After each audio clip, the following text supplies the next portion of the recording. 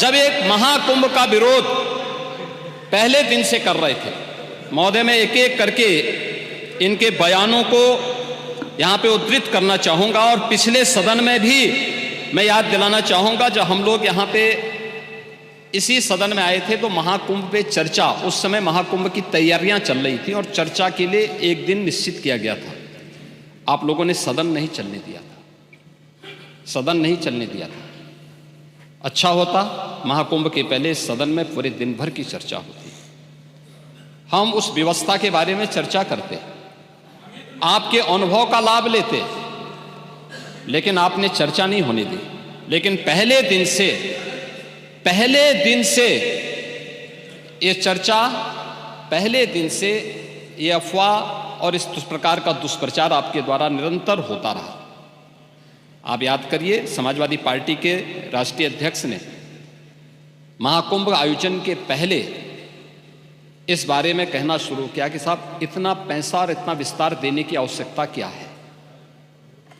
उनका बयान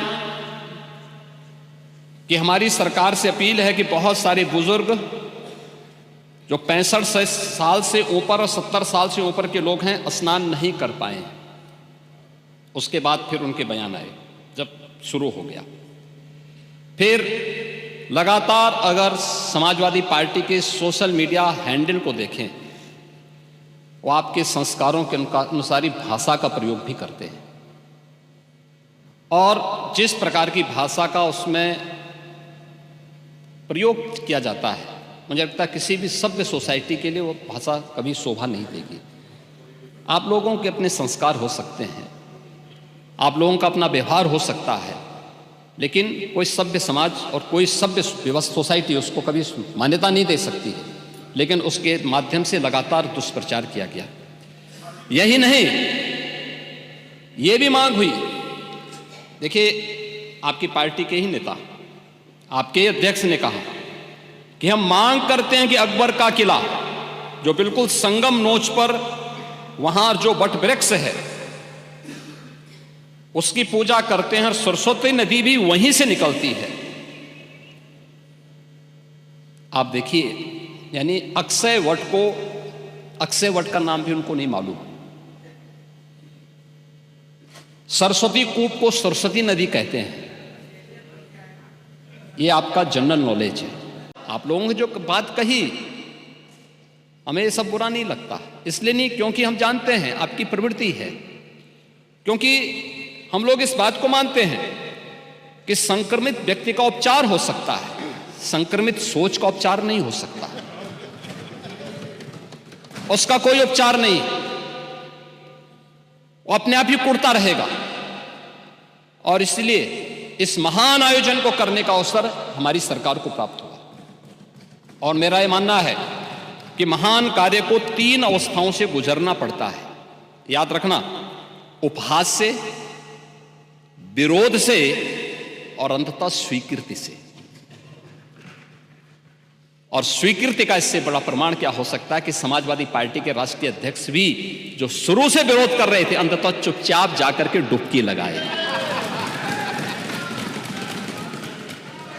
नेता प्रतिपक्ष भी हाँ, मैं अच्छी बात है, आपका अधिकार है, आपका अधिकार है ये, मैं तो आपको अधिकार दे रहा हूं। मैं ही कह रहा ना, नहीं 13 में आप नहीं जा पाए थे, क्योंकि 13 में जब आप जा रहे थे तब तक आपको फोन आ गया था, आप वापस हो गए थे, नहीं जा पाए थे। नहीं जा पाए, आप वापस आ गए थे। लेकिन इस बार आप गए थे, मुझे अच्छा लगा, आपने उत्तर प्रदेश सरकार की व्यवस्था की सराहना की और आपने मुझे प्रत्यक्ष नहीं लेकिन स्पीकर साहब को धन्यवाद दिया कि अच्छी व्यवस्था थी। और इसीलिए मैंने कहा ना, 3 अवस्थाएं उपहास की, जिसको आप शुरू से उड़ा रहे थे,